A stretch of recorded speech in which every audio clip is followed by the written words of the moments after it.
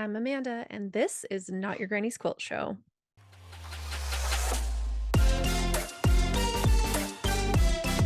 Hello, welcome to today's episode. Today I've got Ben Millett on. He is such a fantastic quilter. If you don't know his work, go check it out. He is just so prolific with color and such fun design. And he designed blocks for the spooky season sampler. He had a block in the Quiltmas Spectacular for 2023. He's also got a couple of blocks in the Cosmic Mini Quilts 12 Minis in 12 Months quilt along. So go check that out. It looks amazing. They are zodiac inspired blocks so that you get all of the zodiac signs, one block per month. So go check that out. And we dive in a little bit to the process of what it's like to enter quilts into QuiltCon and just quilt shows in general. So go listen to that. And in the meantime, check out Ben's work online at Ben Millett on Instagram, and www.benmillett.us is his website. So go check that out and let's get into the episode. That's right. It is time for my shameless plug for Patreon. If you have not checked out Patreon, now is the time. When you go to www.patreon.com/notyourgranny'squiltshow, you can find some random posts, my thoughts, some topics for discussion, as well as when you join as a paying patron, you'll receive a Not Your Granny's Quilt Show sticker sent right to your door, and you'll get exclusive early access for that week's episode. So head on over to Patreon today and check it out. And now back to the show. Okay. Well, welcome to the show, Ben. How are you? I'm doing great. Thanks for having me. Yeah, I'm so excited to finally chat with you. I've been following you for a little while and seeing all your makes and the lovely color that comes through all your quilting. So this is, Thanks. I've How are been, you doing? I'm good. I'm good. Yeah, just trucking away, super busy, but Good. thus is life, right? Yeah, for sure. Yeah. Well, awesome. Well, since, we're all quilters here, let's dive in and tell us where you got into quilting or where it entered your life. For sure. I think one of the earliest experiences that I had with patchwork, I'll say, Hmm. is in, I think in fifth grade. I was in this,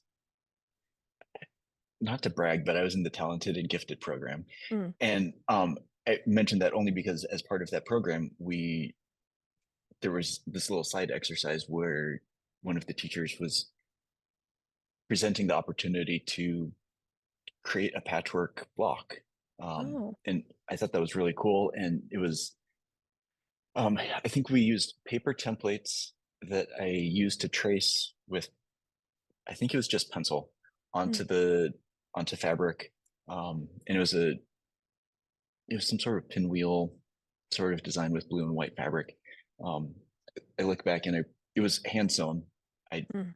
don't know how she got me to do that, um, but so that was my first experience, and I thought that was cool. But really, my grandmother was, if there wasn't a craft or artistic endeavor that she didn't dabble in, and one of the things that she did in one phase of her life was to make quilts for all 14 grandchildren. Mm. Um, and I think she Wow.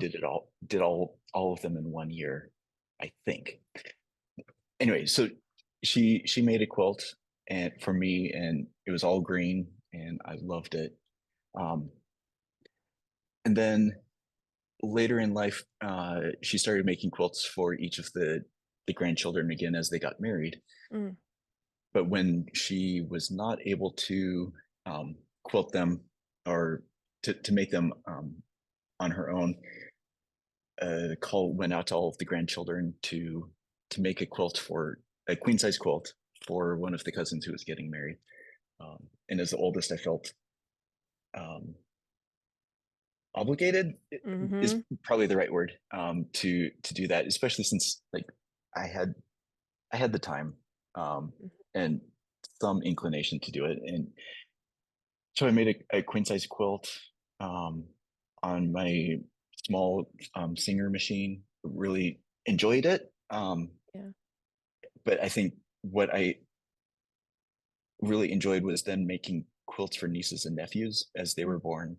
mhm, Um, and then even more so, I enjoyed the in between times when I could piece, I could come up with the designs for quilts all myself and um, cut the fabric. Obviously, that's part of the quilting, but really come up with the designs, the geometric designs. I really enjoyed having that artistic outlet. Really, the tangible fabric, and mhm. then playing with color and getting to see what different color combinations would do for a quilt, and found some color combinations that I did not like and knew that I didn't want to do again. But Yeah, that's just part of the experience, yeah, obviously. for sure. We all have to go through that phase of being like, "Wow, that's really fucking ugly." Yes, And then you move on and make something pretty that you do like, and you're like, "Oh, thank God." exactly. But, well, going back just a tiny bit, first of Yeah, all, I am the oldest also, so I feel that, like, I immediately was like, obligation, like, my head was, like, right there with you, so and it's not like a bad obligation, you're just like, "I'm the oldest, it's my job to step into this role," and so I totally get that. And then what else? Oh, I was gonna ask you, so that quilt that you helped your grandma with, what number, like, how many more quilts were there to make after that one, for the cousins getting married, or how after many? that, unfortunately, after that, things kind of petered out, and we ended up not making additional quilts for any of the other cousins. Mhm. Um, Unfortunately, it's I think it's unfortunate that they didn't all get quilts, but Yeah. I, th- I think I think the gap from that marriage to like the next marriage Mhm. was far enough that there just wasn't the motivation, maybe, or Mm. the drive to do that. That's not to say that there weren't um, cousins who were who were forming partnerships Sure. during that time, but um, those weren't those weren't being recognized with quilts, I guess, Oh, okay. for whatever reason. Um, Sure. Sure. so Interesting. Were yeah, you the recipient of one? I was. Yeah, Nice. yeah. Nice. It was really fun. My at the time, I was working on my PhD in plant pathology, studying potatoes, and Oh my gosh. my my fiance, she was studying child psychology, but she also really liked cats and playing piano music. Mm. And so my grandma had pulled together green things, potatoes, tomatoes. Um, like, so these were green fabrics and like fabrics with potatoes and tomatoes, but also applique Mm. potatoes and tomatoes. I think there's some eggplants too. Oh man. Um, Along with cat fabric and music fabric. Wow, what a Um, combo. yeah, yeah. So, and because I was living in Minnesota at the time, um, she especially worried that we would be too cold. Mm. And so it had, I think it had fleece on the inside. It had fleece backing, Mhm. and I'm pretty sure it had that silver mylar or Oh, whatever it is that marathoners get yeah, at the end yeah. of the race. Um, so it ended up being way too hot to be able to use at all. But the thought was there, and she really did not want us to freeze. Oh, that's So it really was sweet. appreciated. Yeah, Sometimes it's like, "Okay, grandma, going overboard," but also you're like, how do you say no to any of it, you know? exactly, exactly. Um, well, that's funny, potatoes. So I'm in Idaho, which is a Mhm. potato state, also, um, often gets mistaken for Iowa, so Oh it's, yeah, I don't know about you, but, in our kinda like, "Oh, Idaho stores, like, come get some fun travel kind of things. It's like we have the shape of Idaho on a shirt, but then it says Iowa on it, and so it's just kind of like the joke around the state. Yes. Yeah, So, we get some Idaho and get some Ohio also mm, sometimes, but oh yeah, I can imagine. yeah. I mean, corn's a little different than potatoes, but Still a starch. exactly. Oh man, that's funny. Okay, so we can go back to your quilting timeline as far as like yeah, I guess like when did it become more of a focus of hobby for you and yeah, take over your life like quilting does. Yeah. I think it was probably in like in 2018. Um, it was becoming more active of um, like weekends Mhm, and evenings. It was taking up more time. I was giving it a higher priority of my time. Um, and then uh, my now husband and mhm. I bought a house in 2018, and Ooh, there was a room in the basement that um, we that I called the craft room. And so I set up all my sewing stuff, and my husband had a few drawers in one of the chests for like his cross stitch things, but oh, okay. it was our craft room. Sure, Um, sure. anyway, with that room, I was able to leave the machine all set up and had space just to spread out. And so um, I think having that dedicated space really provided more incentive to prioritize that time even more.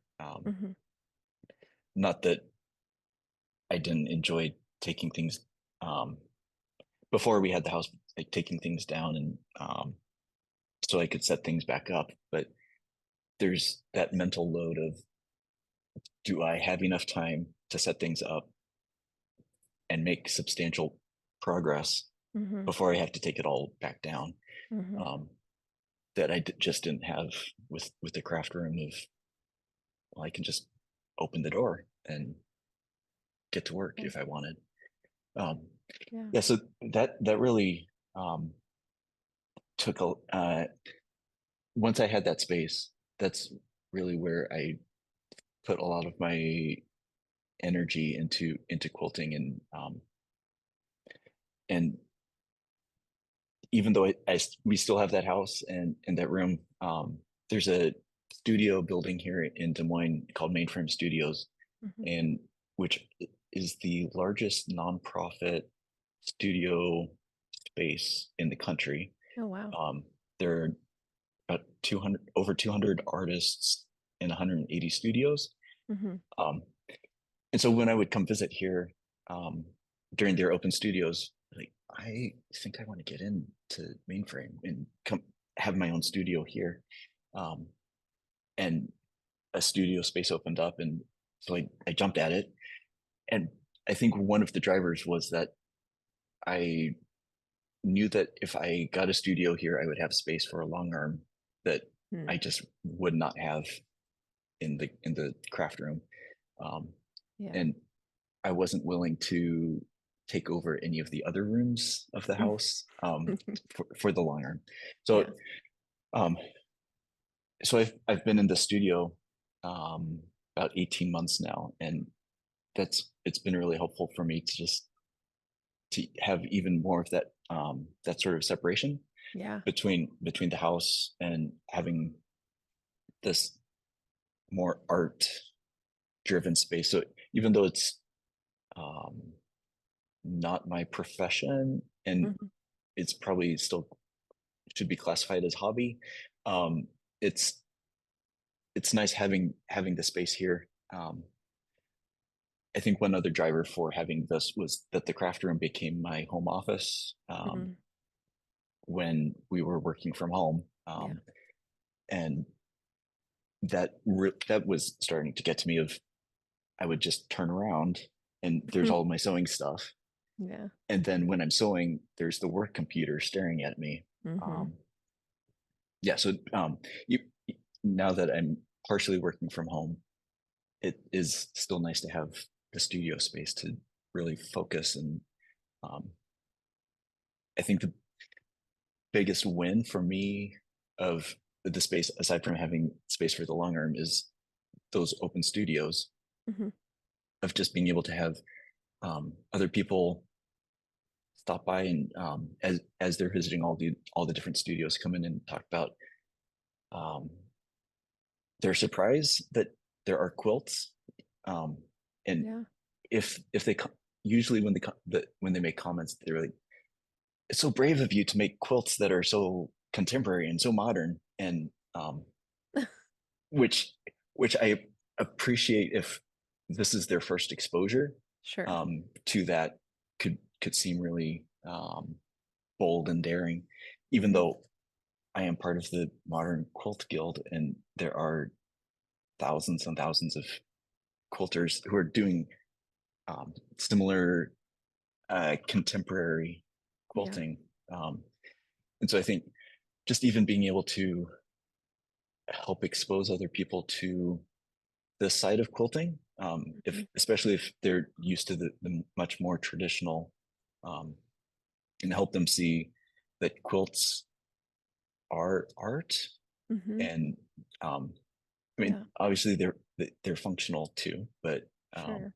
that that other aspect, that you can just hang quilts up on the wall. Um, Mhm. so Yeah. that's where I'm at now. Awesome. I love that you have a separate space at home because I didn't for a long time, and now that I do, it's like that same kind of like, okay, I can step into my room, everything's set up. I don't have to like pull my machine out and set it all up and get the iron, it's like everything's already in its place. And so it is so much easier to just sit and create. And I still don't do it a lot at home because I'm always sewing and quilting outside of the home. So sometimes I like have grand plans to get home and make this thing, and then I get home and I'm like, absolutely not. But I think it's hard too because when it is like speaking to having a separate space outside of your house, like the care tasks that are required of you at home kind of start to invade your thoughts while you're sewing and you're like, "Oh, I should be," at least for me. I shouldn't speak for anybody else but myself, but for me, it's hard for me to sit and sew when I'm like, "Oh, I should really be doing more laundry," or "I should be scrubbing the bathroom floor," or, whatever enter task here that I haven't done for a long time and had no gumption of doing until I sat down to sew. So it is kinda nice that I do most of that at my parents' house, which is where we work, but, because sometimes we'll just set aside time to do our own little projects, and my mom's got 10 times more energy than I do when it comes to making stuff and getting stuff done, so she's Yeah, really good at being like, "Nope, we're gonna make this today, right now," and she'll just, like, get everything out, we'll start making a project, and so it's kind of fun, but anyway, um, but yeah, having that separate outside of your home space is, I think, important. Obviously, not everybody has that, but when your work and hobby and personal life all start to smash together, it's really hard to, like, not feel guilt in any arena when you're doing one versus the others, and it's like so when if you can have separated space, that's, like, really nice. yeah, it is really nice. And like, as I think about it, sometimes especially when it's snowing outside, Mm, like, why do I have a studio that I have to drive through the snow now to it, when I could go downstairs? Um, so, but it's a net positive to have the mhm, space. And I think it's I think back to when I started quilting, um, in the apartment that I was in, with my husband, that, like, it was a 900 square foot place, and so it wasn't huge, but mhm, I know it's larger than some other apartments. Um, and then moving to a house that had a partially finished basement, so I could do the work there. mhm, Um, just I know for myself, I I benefit from having that space, and it just makes I marvel even more at the people who don't have the dedicated spaces, but they still churn out, not churn, um, that they still create awesome, magnificent pieces that, um, which I think is just a good reminder that you don't have to have all of this space. Mhm. And Yeah. I do count myself really lucky to have all of the space to be able to work. And um, you don't see right now, but I'm in front of an entire wall of windows Oh my gosh. in this space. And um, so to have the natural light and all of this all the time is, Yeah. I'm really lucky to have this space. That's awesome. And yeah, like sometimes you don't really get like optimal lighting or layout at home, and yeah, I'm with you. Like I marvel at the people who can get so much done in like way less space or with way less kind of access than Yeah. some of us. And like uh the house my parents are in, which is again where we work at out of, because in their old house the long arm was in the basement, which was fine. There was like a big playroom down there. We called it this like computer at one end, ping pong table at the other end. And we're like, sorry, ping pong table, you gotta go because we've got this big machine to stick down there. um Anyway, so when they were looking for a different house, they needed similar space. They just wanted a different layout because their 70s style kind of very boxy modular situation was not ideal. But anyway, so the house they found, the previous owners had torn out a wall between two bedrooms in the upstairs. And so it was perfect for Millie because we've got this 12-foot table that you can't just stick in any old bedroom. And Great. um we were like, we went upstairs and I was like, Michelle, if you don't buy this house, I'm quitting. She was like, oh my God, okay. But it's just so nice because yeah, again, like tons of windows, lots of natural light. There's two, well, one closet was kind of ripped out and there was a chest that was put into the floor kind of space, but it's nice because we have curtain rods and hang our batting rolls up there. And then the closet has other storage stuff. But anyway, it's just that space feels like such a privilege. And even though there was plenty of space in the old house in the basement, it was the basement and the lighting sucked and I hated being down there. And I was like, we got to do Yes, something about this. So anyway, yeah, it's definitely nice when you kind of get that kind of airy open feeling of like, oh, I can breathe, I can do what I want to do in here and exactly. experience that. And the long Yeah. arm space is like if you have one, you can't just like stick it anywhere. You have to have space for it. And Yeah. depending on what you're going to do with it, some people just want it for themselves and don't plan on doing big quilts, but we went industrial because we were like, we're going to be doing this as a business. We can't just have like, we can't get this small one just to try to cram it into a corner. Like, we need to let her take up as much space as she wants. So, Exactly. anyway, so yeah, I feel that whole like vibe of just like, I need some more space. I need something separate. Like, and yeah, the long arm is, it's like almost that has to come first when you're thinking about your space if you have one, and then everything else comes after. Exactly. Yeah. So, um, when did you start long arming? In January of this year. Oh, wow. Um, so I was approached by Handy Quilter last year to become an ambassador for their Pro Stitcher Mm, software, their Pro Stitcher system. mhm, Um, and yeah, so I got my machine and the Pro Stitcher computer um, in December and moved from the fourth floor of mainframe into the second floor into the studio in January. And mm, so I set up the long arm then, and yeah, I've really enjoyed the Pro Stitcher and the long arm. I don't do any free motion quilting with the long arm. me either. I I've tried free motion on my domestic a few times, which I know is different using the long arm, but um, I like the sense of control that the computer gives, even Mhm, though the amount of control is just slightly more than free motion quilting, I think. yeah.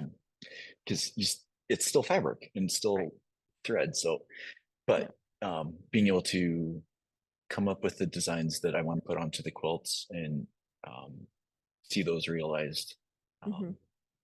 was really exciting. Yeah. I'm really happy about that experience. That's awesome. Yeah. I love long arming. I always say that it's my favorite part of the quilting process. Like, I mean, piecing's fine and I'm obviously proficient at it. I do it as my profession, but like if it takes too long, I get so bored and I just want to be done. And but once I get that quilt on the long arm, I'm like, okay, here we go. We get to like give this baby a personality and it's just so fun to watch the designs just get stitched out and the precision and the consistency, I think, for me, because I did start with doing like free motion and paper pantographs. That's how we learned. And man, I hated those paper pantographs so much. I was like, this is so dumb. I can't follow these lines and it looks stupid and crooked and like a 5-year-old did it. And I just kept getting so frustrated. And so with the computer, it's like so nice. So, so Yes. nice. Is Yeah. that like the consistency, I think, is where to me it lets me relax, but also feel like I have more control over what's happening on the quilt. So, Sure. Yeah. I mean, my favorite part of the quilting process is either design or the piecing. mhm, I do enjoy the piecing and seeing the quilt top. Um, and even though like I would quilt on my domestic machine, um, I think the opportunity to use Pro Stitcher mhm, has really helped me to think differently about the quilting process because do I want to try something fancy or do I want to do straight lines?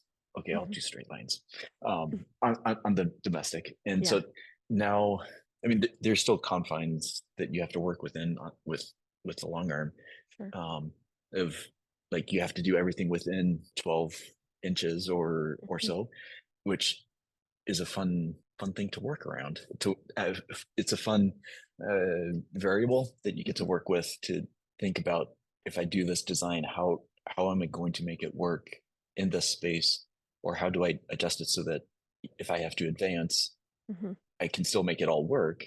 Um, Yeah, yeah, so I have to think differently about the quilting process, and I think at this point, piecing, I feel very confident in my piecing skills, and um, I can get points to match, which I mhm, know is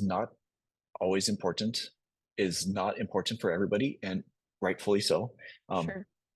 but for me, it is important, and so I I appreciate this additional opportunity to expand my skill set and work on something a little different than what I have been doing. Yeah, yeah, and I think for me too, learning how to long arm helped me be a better piecer, a better quilter overall because I understood more about quilts than Mm. just I made a top, now somebody else finish it or, my very Yeah. first one, my friend Jen long armed it for me because she had already taken the long arming class and had been long arming for her mom and for herself for a couple years, I think. And so after she forced me to make a quilt in the first place, she's like, "Don't worry, we'll finish it for you. I'll long arm it. Beth will bind it." And I was like, "Good, because I'm not touching this thing ever again until it's done." And so and now I still sleep with it on my bed every night. It's fine. But That's awesome. but then about a year later, my mom and I took the class together and it was just like, "Oh, I get it now." It's Yeah. just it's crazy what you thought you knew, at least for me, again, I can only speak for myself. It's, like, crazy what I thought I knew about quilting and sewing until I also became a long armer, and now my knowledge is so much more robust in that sense of, like, the process and why things work and why some things don't work and why, obviously I don't care how people make their quilts. I'm not any sort of quilt police. Like, I don't care. I don't have any judgments. The only thing I will say is that sometimes some machines don't handle certain fabrics together very well. And Yeah. so if I'm ever saying like, don't use this with this, it's not a judgment. It's a my machine will break kind of thing. So, um, but I never would have thought about those things had I not learned how to long arm or not learned that part of the process. And I think it made me think more about how I was putting my quilts together and seeing my quilts come apart at the seams because I didn't give myself the seam allowance I was supposed to when on my early quilts. Makes me go, "Oh, shit, okay. Now Yeah. I see why that's important," and even in the long arm, I mean, if a seam pops open and the foot catches, you've ruined your quilt, you know? So, there's just so many Yeah. little details that matter so, so much when you're the long armer or when you're sending your quilt to a long armer that maybe you wouldn't think about otherwise. So, I, like, Exactly. really always strongly encourage people to go take a class if they can at their local quilt shops if that's available or, listen to other long armers because I think it really does, like, knowing the entire process really helps overall. For I don't know sure. what you think about that, but Yeah. Yeah. It is definitely it like, having the machine and doing my own long arming now, I understand why it's suggested that the backing seam be horizontal, um, and not vertical. yeah. And because it's like, well, it's the seam regardless, but just when you're rolling, Mhm. you don't want a mountain in the middle and slopes off because of the buildup of that all of that small seam. Um, Right. but yeah, just things like that, and then thinking through how much overage to have, and Mhm. that I was like, yeah, conceptually it makes sense, but now I have it, and I'm like, oh yes, this definitely makes sense, and Yeah. yeah, so it's been a good experience, yeah, to have that and have that additional perspective that I like to think that I don't need to see things and don't need to do things to learn them, but um, it's good to have that reinforcement of actually, yes, you do need to do these things because it just makes life a lot easier for everybody else. Yeah. It's just another facet of understanding it, and, yeah, maybe you don't have to actually see it to, like, get the concept, but when you do see it, you're like, "Oh, yeah, that that does matter." I mean, we've had clients that we've told them, "We need your backing needs to be longer." Like, and we just recently had it happen, and I had to add leaders, and I was able to fit her quilt top just barely inside her backing. So when she came to Oh, pick it up, I was like, "Look, this is," she was like, "Oh, I thought it was long enough." I'm like, "I love you, and I know that your intention was good." I said, "But this is why, like, you have to measure because otherwise this happens. And it's fine if you don't mind paying us to do it. We'll do it if you just didn't have enough fabric or whatever. There's no judgment here. It's just this is why it's important because if I didn't do this, I would not have been able to quilt your quilt for you." Like, she's just like, "Oh man, I didn't even," I think actually seeing it and why that was so important, it was like a light bulb for her too, because she knows we want extra and she was just fudge the numbers like, "Oh yeah, that's good enough." And I was like, "No more. I'm done like making space for this because it just takes so much time to have to sit down and find enough fabric and make it sure that you're attaching it squarely so that it loads straight and properly, and can I even get the quilt top to fit within the backing still without going into the leaders, and there's just like all these things that you don't have to think about if you've not ever long armed, and or even if you exactly. quilt on a domestic because you don't need you don't need that extra space for loading, and so Yeah. it's it's definitely a lesson to learn, but I think it's for very specific cases of like, yes, I'm getting long armed or yes, I'm long arming, but it is an important piece of the process. And so I think just those tiny things we learn along the way are so crucial. And just even thinking, because like I've been quilting for almost 7 years now, but just thinking back to like all those things, all the mistakes I used to make, and the things I used to fudge because I was just like, oh, it's not that important. And now I would like never do those things. It's just crazy how much learning can happen in such a small span of time. And especially with something that it's like, I'm not necessarily doing anything differently. It's just like, I mean, I am, but I'm not. It's a mindset, I guess. Yes, for sure. You're like, oh, I do need a seam allowance. I do need to pay attention. I do need to like cut things to what the measurements say and not just like, ah, this is close enough. Exactly. So, um, so when I like was digging around and looking at some of your information that you've got on your website, but so you've had quite a few quilts in quilt shows. And so like what prompted you to start entering quilt shows and what has that been like? Started my first submission was for QuiltCon 2020 in Austin, and Mm, I think that what prompted me was peer pressure from because the, the person who did who I was using for who long armed a lot of my quilts, she was part of the local guild, and mm, um, she had applied some pressure and like, oh yeah, I think joining the local guild would be good. It would be a good experience.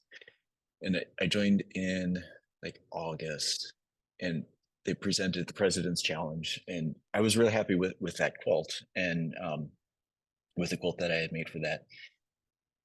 And so as QuiltCon submissions were happening, I was like, well, everybody else is doing it. I guess I should submit something too. And which I'm grateful that there was that peer pressure, because I think otherwise I would have looked at it and like, no, I don't know.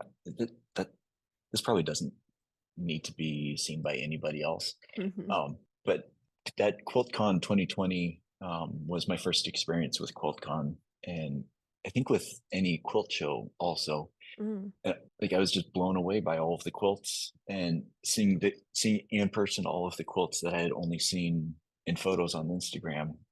right. It was a strong motivator for me to try to go to as many of the quilt cons and other quilt shows as I could, just to see the physical quilts. Um, but I think it also encouraged me to take that chance of submitting additional quilts. And then the year after that was the QuiltCon Together, which was virtual. And so I did have some quilts in that, which is a different experience since all of the quilts were photographs on website, which is fine. But then like the year after that was 22 in Phoenix. Yeah. Um, yeah, so I had submitted some for that as well, and I had some quilts there, and I had a quilt this year, in 2023 in Okay. Atlanta. But I also had some this year. I also this year in 2023, I decided that I was going to try submitting for Quilt Fest in Greenville, South Carolina.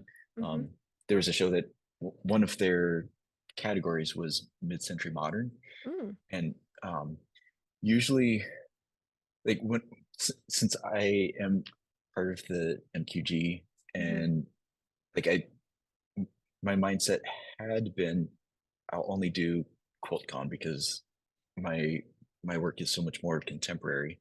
Like I feel like that is the right audience. mhm, But I submitted some quilts. I even submitted a quilt for this Quilt Fest show that had shown in QuiltCon, and it was accepted in there, along with another quilt that um, is a two-time QuiltCon reject. Um, but both of those quilts got best use of color ribbons in the show, and so like mm, I think that like I didn't care that it wasn't first or second or third. I was so excited that it was best use of color. Um, anyway, so having having that experience of trying an additional show, and having the quilts accepted in ribbon, which I know is not normal Um, like, statistically speaking, that's Mhm. not usually what happens. Yeah. Um, so um, it, but that um, that act of just putting myself out there and, well, I think this is good enough. Let's try it, and having that bit of recognition that, yes, at least someone else thinks that too, Mhm. is good. But I think this year for QuiltCon 2024, it was a good reminder for myself also, because I submitted 6 quilts, Mm. um, and like, I was really proud of them, and I knew some of them were pushing the boundaries of what could be at QuiltCon. Mm. But it's like, I should try, and 0 of them were accepted. Which, when I saw the list of emails, I was like, oh, dang. But it was okay for me too, because I knew, just even putting my name out there, and there were, what, 2,200, 20, there were a lot of quotes submitted, and Yeah. only 400 some were accepted. Wow. Um, I'm really excited to go to QuiltCon in 2024 and see all of the quilts that were accepted. Not that I'm making quilts for QuiltCon. Sure. I'm making the quilts that I want to make, and that I want to see out in the world.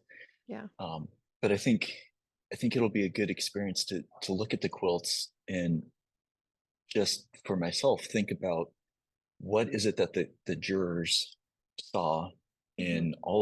in all of these quotes that were accepted, Yeah. um, and how is it that all of these quilts go together to create this cohesive show?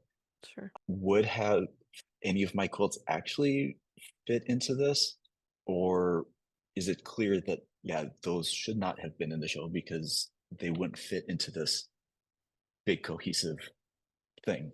Mm. And so I guess I would say, if anyone has submitted to QuiltCon, or any quilt show, Mhm. and they've not had their quilts accepted, um, to still go and look at the quilts, and use that opportunity to think about that type of show. Is Yeah. are the quilts that you're making, that are they fitting into what that quilt show wants to put forward? Mhm. Um, and Yeah, like, what's maybe, the overall vision? yes, thank you. Yeah. Yeah. Yeah. Um, but also remember that, at least for QuiltCon, it's a different set of jurors every year. Yeah. And so that's why sometimes you have a reject, multiple years, and then, like, maybe the last year it gets accepted. Not that, once you got that right person to Mhm. accept it, that's what it was, but like, that group of jurors, in that year, saw how that particular quilt would fit in with all the others that they wanted to show. Um, Yeah. I don't have any uh, words of wisdom of, um, do these things and you'll get accepted all of the time, Mhm. because obviously 0 for 6 this year. Mhm. Um, but I think I think it's also just a good, opportunity to reflect on your own practice, and, are you Yeah. making the things that you want, or are you making things for a show, whether they end up in or not? But what's your driver for Yeah. for your practice? And think Yeah. about that, and maybe not get, if your quilt didn't get accepted, um, don't dwell on that too much. And if you did get a quilt in, congratulations, and that's super Yeah. exciting. So Yeah. It's I so I'm going. This is my first year, 2024 will be my first year going, and so I'm really excited. And I've been to a few quilt shows, and the guild I'm in, we host a pretty big show here in the fall. So, but this was my first 2023 was my first year participating in the show in any capacity, and I didn't enter anything because I've never entered anything into a show yet. But I was a scribe for the judging, and we hire NACQJ judges. I don't know if you're familiar with yeah, that place that organization place.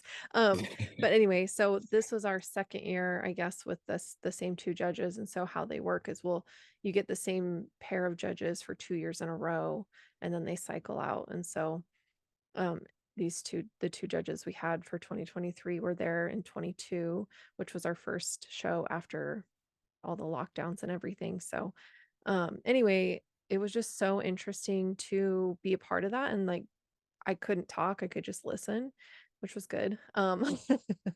But just hearing the way that they discuss the quilts and the things, like, because when you get judging comments, you only get like 10% of what they've actually said about your quilt, and 99% of the things they say are lovely. They just can't fit it all on a comment sheet, but the thing that was really a struggle, and I'm tying this back to QuiltCon, I promise, but the thing that was a struggle for them was the quilts that were entered into the modern category. And they bumped one that really should have stayed. And we followed Modern Quilt Guild's definition of modern, but I went because I did an episode recently about the quilt show and the judging process and kind of what that means, and talked to our guild vice president because she was also in charge of the judging and she's gone through a lot of the trainings anyway.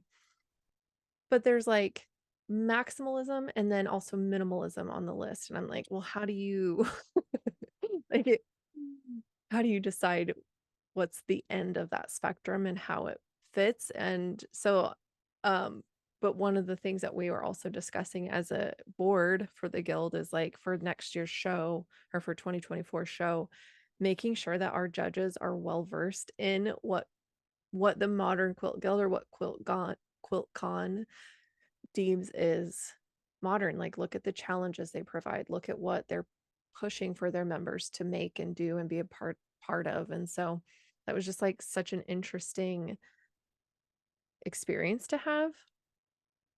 Um and just the idea, and then to learn that they have that QuiltCon has a different slate of judges every year, and some of them sometimes aren't even quilters. They may be, engineers or architects, or do something creative, but they're not quilters. Made things make more sense, because I've followed so many people who submit these amazing pieces to QuiltCon. They're like, "Well, I got rejected," and I'm like, "Oh," I'm like screaming, at my phone, looking at Instagram, like, "Are you fucking kidding?" Like, Yeah. but that makes sense. You're right. Like, if that cohort of judges has a vibe and those quilts that they're looking at just don't fit that, then, like, of course they're not gonna bring it in. And they can only accept so many. And it doesn't mean that your quilt's not good just because it didn't get into QuiltCon that year. And, it's, or if it didn't ribbon, it's like, you have to put it in that perspective that this is just like a very small group, two, three, four people looking at your quilt. They can't talk to you, so they don't know your full intention. The only communication that you have with them is the title of your quilt, the end. And Yeah. so it's Yeah. hard, because it's like, we're making art, but then we're asking people to judge it. And then I don't know. It's like, I'm in a weird place with it, because I think, like, art critics, food critics, like, eh, people who make jobs out of like judging other people's stuff pisses me off, because I think I mean, this is my soapbox here, right? I don't care. But then it's like, don't let it discourage you. So I can hear that from you too. Like, it was one instance, and it doesn't mean that what you made isn't good. And so I just think it's such a fine line of maybe being slightly disappointed, but then don't let that define who you are, just because one slate of judges didn't see what you saw in your quilt. So Exactly. anyway. Yeah. And it probably, one point of clarification too Mm, is that there's a set of people who are the jurors who mm, decide what will be entered into QuiltCon, and mhm. then at QuiltCon there are three other people who actually are doing the judging of of those quilts Okay. to do the ribbons. And so the jurors, deciding which are accepted and which are not, Mm, um, all they have are the title and the large overall photo and then the detail photo. mhm. They don't have the description or anything like that. And so to what you were saying about the judges too, Yeah. um, like not having that description or having the explanation of what the piece is representing or Right. anything. It's a lot to have to decide of all of these. Yeah. We like these ones, or maybe we choose these ones. We don't choose these ones. Mhm. And yeah, it's a lot. It's something that I'm even thinking about too. Of are the pieces that I'm making? Why am I making the pieces that I'm making? And Mhm. is it for some bigger purpose? Mhm. And if they are, great. If they're not, that should be okay too. Yeah. That that it is okay to make a beautiful quilt that one person might hang on their wall, and then another person will wrap themselves in it in front of the couch with a cup of coffee, tea, or hot chocolate, some stainable liquid, Yeah. and chocolate and all of this. Yeah. I think as long as people are enjoying what they're making and Mhm. enjoying the final product that's Yeah. made, who cares if it's in a show? I mean, Right. I also say that knowing it's Right. really cool Yeah. to see the quilts in the show and to have your Sure. own quilt there along with um, all these other names that you recognize. Yeah. It's really cool, Yeah. but it's Yeah. also not the only thing. Right. Yeah. And I think that's just the thing to remember too is like, yeah, if you're making what makes you happy, whether it gets into a show or not, or whether you enter it or not, like is like non-consequential, like inconsequential. I don't even know what I'm Yeah, saying. and Inconsequential. Thank you so much. Because if you love it, then that's all that really matters. And I think sometimes we can get caught up in feeling like we have to make things that other people are going to like, and maybe other people will like them, but ultimately it's like, do you feel good about what you made, the work that you put into it, the effort that it took to do the thing? And if it got into a show, cool. If not, like it still doesn't take the value away from it. And so I think if people are making what they want to make and it just happens to fit, into a show of some kind and they enter it, then that's great. Like I want people to do that if that's what they want to do, and I not that it matters what I want or don't want, but I think feeling that encouragement of like if people get something out of having their quilts in a show and they find value in the feedback that they receive, then great, like then do that, but you don't have to be in quilt shows to be a valuable quilter or valuable art maker. And so I think it's a good exactly. takeaway for sure. But Yeah, yeah, oh man, oh man. It's a big thing. Like I think just it like the is. stress about, and I just like, again, vicariously because I have not entered a quilt show ever, but just like seeing everybody's rush to like get their submissions in. And it was the same, with our guild show. Like you just submit a photograph and it's like but you don't get to see, and I think that's the thing too is like they're not seeing the actual quilt itself, and maybe the visual impact in person is so much greater than in a photograph. And so I feel for the jurors and the judges because they've only been able to see, I guess not the judges because they get to see the actual quilts, but the jurors trying to decide what's getting in the show. Maybe they just missed something because the photograph just didn't tell the full story when if they had seen it in person, they would have been like, "Oh, okay, I get it now." I don't know. E- It's hard, but it's exactly. not like you can mail your quilt, have them look at it, and then mail it back to you. It's like Yeah, there's limits. And so yep. anyway, that's it's crazy to like probably too for you to like have been accepted to all these things and then and then get everything rejected. I just when I What? saw that on They your don't like me anymore? What? like, what, What's going on? what did I do? Exactly. Yeah. Oh man, that's probably like I if it was me, I would have been like, oh, I'm done. I have to quit. There's nothing left for me now. Yeah. I mean, I think what was really interesting for me too this year, one thing that was interesting for me was that, um, like last year, I was really struggling to find quilts to submit and submitted one, and I submitted two, and one got in. Mm, Um, and this year, I felt like I had a really productive year in terms of the quantity of quilts that I made, and um, a quality year of, I guess, productive in terms of quality also. That mhm, and so some of the quilts that I submitted, how many? I think most of the quilts that most of the quilts that I submitted were part of the solo show that I had um, at a gallery at a local college mm, this summer, and so um, I think the fact that I had those up in that show and that I had received a lot of positive feedback about the quilts in that show. I think that helped me be like, okay, they didn't get into QuiltCon.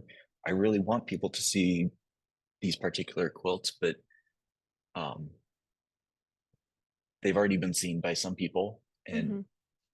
that's okay. Maybe next year I will submit them next year Yeah, in 2024 for 2025. But yeah, even if they are not accepted again, um, I think at least right now I'm in a place where I'm proud of the pieces, and I'm okay yeah, that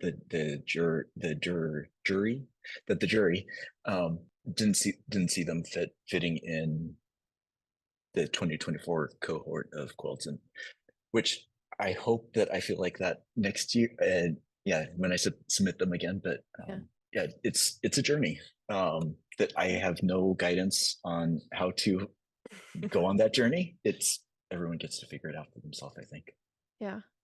Do you see yourself like submitting them to other shows, like other places? Yeah, I think I will be. Uh, I think one or two of them,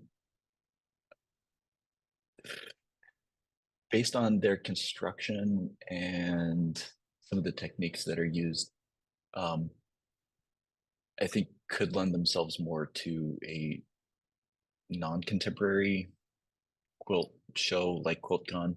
Mhm, Um, and so I will be trying some different shows, and even like non-quilt shows, like as like art shows that are mhm, having calls for submission. I will try some of those too, just um, because I don't have a lot of experience with that, mhm. um, and so I want to give it a go and Yeah, give it a try and see how things are accepted. yeah. I think it would just be interesting to see like, if you do enter them into other shows, like where they end up and like what about them fed into the overall view of ish one show over another. It would just be interesting to see like what could come of that because, like you said, just because it doesn't get into QuiltCon one year doesn't mean it's not good or that it couldn't be do well in a different show. And there's tons of quilt shows all year long, everywhere all over the country. So I say that again, coming from a person who's never entered, but Sure. there's got to be success in numbers. Like, how Exactly. many shows can I enter? Yeah, But well, yeah, that's cool.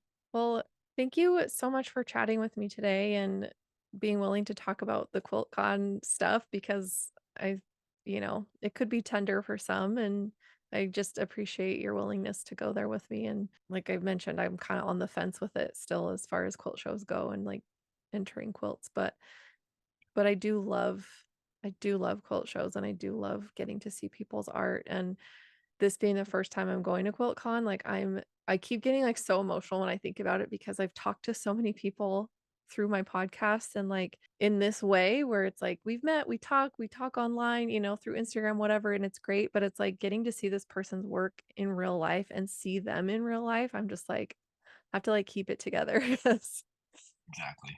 it just feels like such a beautiful thing that so many people from different corners of the country and with different focuses in quilting can all come together to show in person that we really do, you know, care about each other and we really do want each other to be successful and just get to share that in person. So it's just I'm getting so excited for it. But anyway.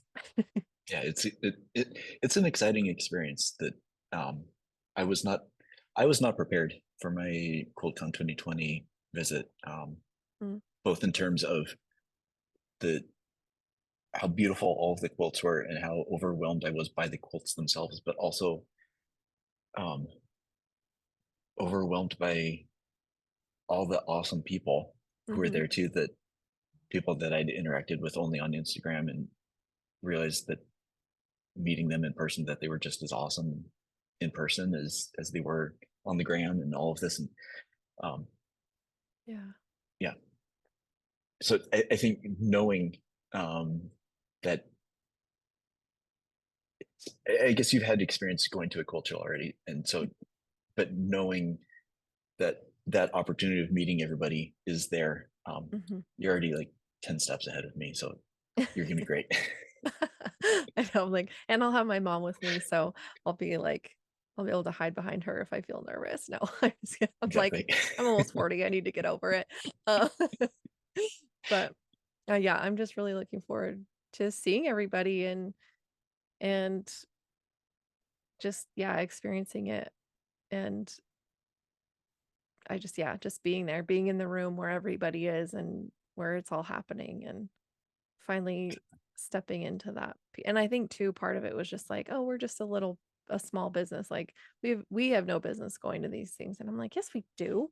And, I think really pushing, like, for myself on this end of, the back end of things, like, really pushing harder into and leaning harder into the podcast has, like, made me be like, "No, you know what? I know, like, 90% of the people that are gonna be there." That's a high number, but, like, why shouldn't I be there, you know? It's like changing that mindset too of like, yeah, everybody should go, I mean, I know Yeah. there's barriers, but if you can and you want to, then don't kid yourself, like, you belong there, and anyway, Yes. so Yeah. how exciting. Well, do you have I know you've been designing for some different sew-alongs and different, like, kind of block of the month type things, but do you have any new projects coming up that we can look for in 2024? Let's see. Um, I mean, these have already been announced. Mhm, I mean, I do have a pattern I contributed a block pattern to the Quilter's Planner for mm, 2024 to look for that. I contributed contributed some blocks to the Cosmic Collection 12 minis for 12 months. mhm. So I have that too. Um, I feel like there's something else coming up, but I can't recall what it is off the top of my head. So I think I will just say watch Instagram and my newsletter, and I'll share that information in there too. Cool. Awesome, and so where can people get to you online so they can keep checking on you? Yeah. So um, probably the best up to the week, up to the every other day. Status is on Instagram where I'm at Ben Millett, BenMillett. Also, I have a newsletter, and you can access that from my website, benmillett.us. So BenMillett.us. Um, I've got newsletter, and I have a blog on there too. Awesome, and I'll put the links in the show notes so people can get directly to you, and Cool. yeah, well, thank you again so much, and I've appreciated your time, and I can't wait to meet you in person very soon, Yeah. and get to Feeling experience great. QuiltCon and all the fun things. Yeah, we'll look Yeah, for your awesome block patterns and see the stuff that you come up with and share for awesome.2024. That sounds great. Thanks. Yeah, look forward to meeting you in person too. Thanks.